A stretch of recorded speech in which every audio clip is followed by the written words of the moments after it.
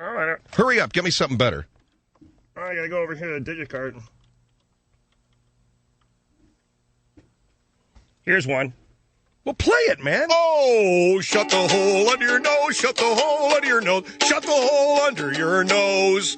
Here's Phil Henry. How's that? What do you mean, shut the hole under your nose? That's Margaret Gray. Well, it'll have to do. Ms. Gray, I apologize. Ms. Gray, you there? Is that a joke? Or I don't understand. I'm sorry. We had your music is Wives and Lovers. Is that Miss Gray? Yes, it is. Now here's your music. Oh, Don't play it again. Shut the hole under your nose, shut the hole under your nose, shut the hole under your nose. Here's Phil Henry. I don't want to hear that again, bud. I'm going to ask the question again. Is that supposed to be a joke? No, ma'am. It was a mistake. It was a mistake. Shut the hole under your nose. And that's to intro me? It is not intended to intro you. Where you want? How about shut the hole under your Just shut up. belly button? All right. Hold on for a minute. What did he say? Hold on. Come here, bud. I didn't mean it. I'm sorry. Ow! Ow! Wow! You filthy... Margaret, go ahead. Are you there? Yes, I'm here, but I'm a little mortified. I had a wonderful day today. And to come on your program and hear someone tell me to shut the hole under my what? My belly button. Just never mind what he said. It was under your nose. Under your nose. Tell me about your day. I heard you had a great day. I took some great meetings today, Phil. I've got a screenplay, and it's a historical piece, but it also has drama, and it has love. It has all the elements. Yeah, all the big elements you need, right? Did you get a meeting with the studio? I had 2 meetings. I was at Fox, and I was over at Paramount. They both are very, very interested in this. And I think what's going to happen, I've done a treatment, and then we're going to do a spec, then we'll do a sample script. From that, we'll then do a script. Then we'll do another spec from that script. Then we'll go in... Will you just get to the point of what you're going to do? I'm sorry, I didn't mean to yell. You know, I can just hang up... No, I didn't mean to yell. People don't know what you mean, a spec and a script, and I'm sorry. In any event, Phil, there is very, very serious interest in this idea. Well, tell me about it. Well, my idea was, let's do something historical, but let's also do some historical research. You know there was a civil war, of course, everyone knows that. But do you know why there was a civil war? In our new screenplay, and it's a love story, but it also involves Abraham Lincoln and the slavery issue. Now, what's it called? I'm sorry? What is it called? Mandingo.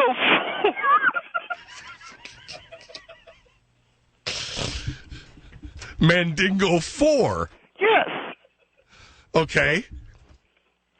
You know, Phil, I can go on the Come Over Boy show. He's got a new wine and cheese show on the weekends. Well, good for him. Why don't you go on in between him sucking on wine? Well, in any event, Phil, here is the premise. Abraham Lincoln was our president, as you know, and a great president he was.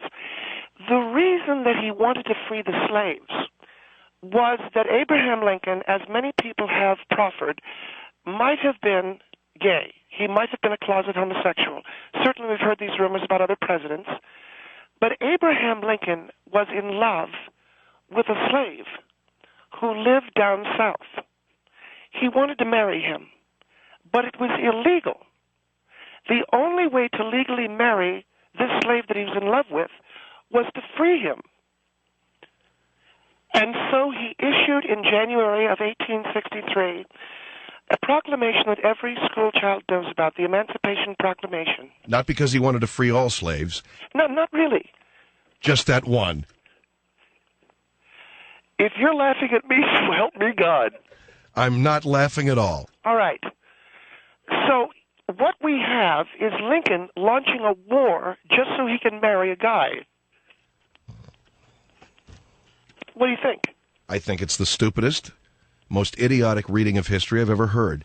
You really got a pair on you, don't you? Yeah, I do. And when it comes to this stuff, I happen to be a big history freak. Lincoln was in love with a black slave, so in order to be able to legally marry him, he freed him and all the other ones. Yeah, but that didn't get it done. He had to go to war. Yeah, I know he had to go to war. So a whole freaking war so he could get married. You know, they'd love that. It's probably some pockets down south where they still think Lincoln's the Antichrist. Well, we're hoping to. We think we can get some good screenings down there. And Yeah, I'll bet. if you are laughing, aren't you? Yes, I'm laughing. It's the stupidest thing I ever heard in my life. Well, you can call it stupid, but there's some very serious people at both Paramount and Fox that love it. Well, good. Great. Not that those guys know what they're doing. Have you seen some of the movies they're making lately? Oh, don't give me that. You know something? Everybody says, oh, the movies are so bad. They're making more money than ever before. Everyone loves the movies that are being made. And when's the last time you actually went to a movie? Not for a while. I've been busy. You've been busy sitting. You've been busy sitting there pulling the bone out of an Easter ham. All right, I'm hanging up. Don't you hang up? All right, that's a great idea, Margaret. Yeah, so Lincoln freed the slaves because he wanted to get married to one. And I got some pretty serious people interested in it at Paramount. Is that it? Yeah, that's it. Oh, shut don't the play hole that under music your- again. I don't need to hear that again. I'm just going through the news, man. Grizzly kills couple at Alaska campsite. 2 people camping along the Haluahaha River in the Arctic National Wildlife were killed by a grizzly bear. Officials discovered the bodies and an unused firearm in a tent Saturday at a campsite. They also shot and killed the animal. Who did, the couple? No, I think the guys did. Who? The wildlife guys. Oh, you mean the bear was still hanging around? Yeah, he's probably still not, probably still noshing. Probably still noshing, huh? Yeah, he's just grazing. The couple, whose names were not released, were believed to be in their late 50s or early 60s. North Slope Borough Police said they were from Anchorage and had been on a recreational rafting trip. The victims were in their tent when the attack occurred, according to Tim Despain, spokesman for the Alaska State Troopers. The campsite was clean with food stored in bear-proof containers. What, bud? Well, maybe the bear put it back. So the bear attacked and killed the people, then cleaned up. Yeah.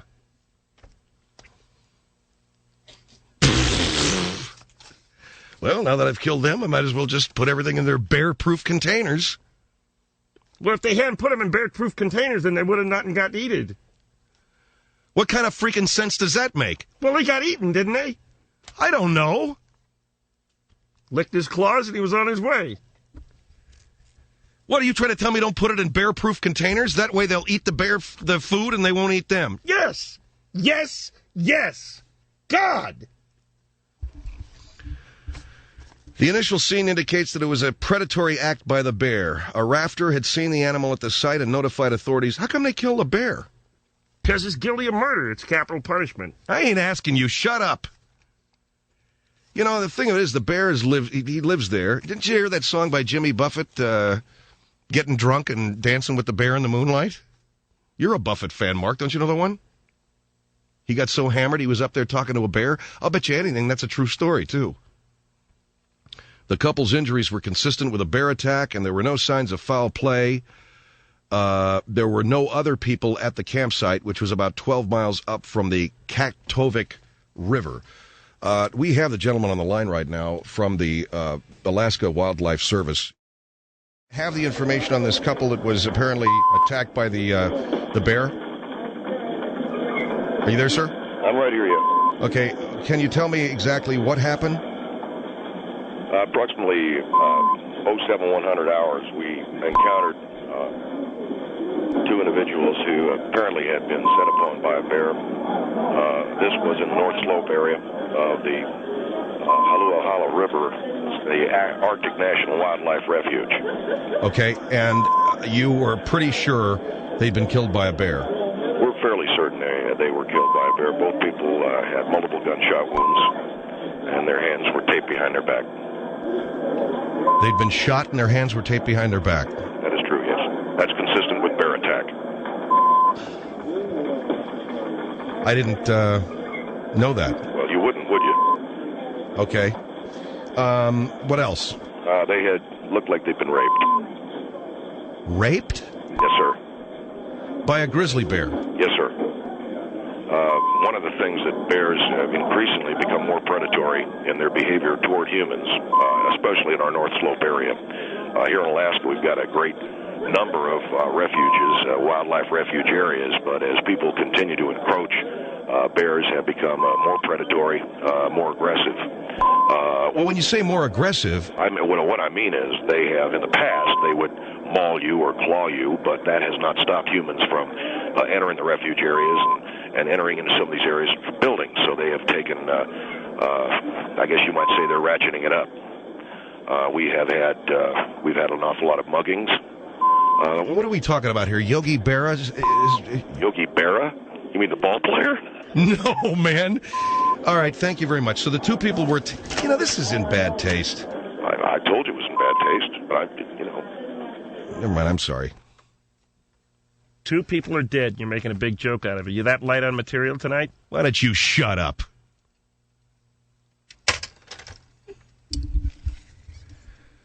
You know what I'm going to do?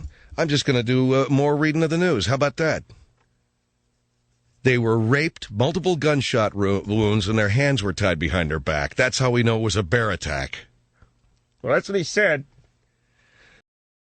this really is not, it's not humorous, and I apologize for that, Phil. I got an announcement I got to make. And it is something that I just got an inside scoop on this. This is probably going to be hitting the news pretty soon. And I wanted you to know, and I want your listeners to know, over the last, I guess, few months, we've come to enjoy the television commercials. I don't know if you're familiar with them, Phil. The Quiznos TV commercials. The ones with a little boy. The ones with a little boy. That little boy, Phil, who has so endeared himself to millions of Americans on the Quiznos, a little blonde boy with blue eyes, he was abducted and found dead tonight. Oh, my God, the little boy? Apparently he was found in a barrel. You're joking with me, right? I'm only kidding. What a scumbag you are. Hang it up. I'm kidding. Oh, you don't think it's funny?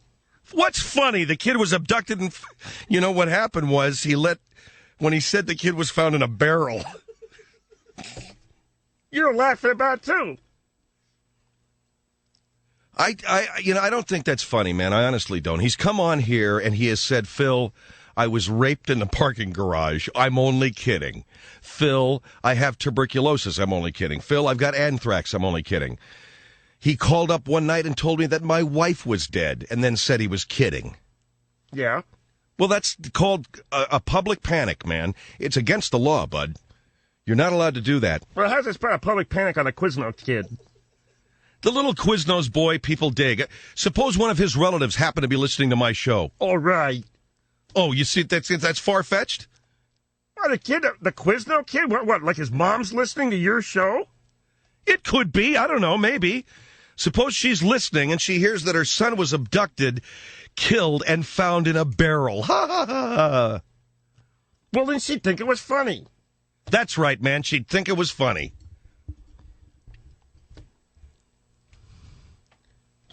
Wait, she's not going to listen to your show anyway. She's too busy eating free submarine sandwiches. I'm going to kill. Oh, am I going to kill? And it's going to be slow. 1-800-449-8686. Let's go to RC. RC, hi, you're on the Phil Hendry Show. Yes, sir, Mr. Hendry. I'm really enjoying your program, sir. Thank you. Are you the young man that called? You're from the military academy? Yes, sir, we're at Bradley Military Academy. And you guys listen to the show up there, huh? Yeah, we do. A lot of the secondary classmen listen to this show, and we enjoy it a lot. And I wanted to say that I really like your show, and also shut up. Just tell your friends to quit bothering you, and just tell me what you want to say. Well, I was getting a haircut today at the student union where we go and we get our haircuts, because we live on campus here and we have to have a military-style haircuts. And okay. And the woman who was cutting my hair, and I don't quite know how to say this. I do want to be a gentleman about it, but her breath smelled like tuna. Okay? Mr. Hendry, okay? Yes, yes. She's cutting your hair and her breath smells like tuna. Yes, sir. Okay. Well, so I didn't want to be rude to her, but I said, ma'am, do you like tuna fish? I mean, I was just asking her, do you like tuna fish's sandwiches? And she said, no, she's allergic to it. Okay, so that was kind of my... What? Well, I didn't know how to put it, but that was kind of my tip-off. Your tip-off to what, man? I don't understand. Well, what is that about? That's what I'm asking. What is that about? That's all I'm saying. What? You're calling my show. You got a haircut. Yes, sir. And you got your hair cut by a woman who had tuna on her breath, but she doesn't eat tuna. No, sir. So I'm asking you, isn't that pretty much a tip-off? About what? About her orientation. Get out of here, kid. Can I get an autographed t-shirt? I thought it was a good question. Oh, what do you know? She had tuna on her breath. Why don't you call a kid back and find out if she had spiked hair and midge tattooed on her arm? What's that got to do with it? Never mind.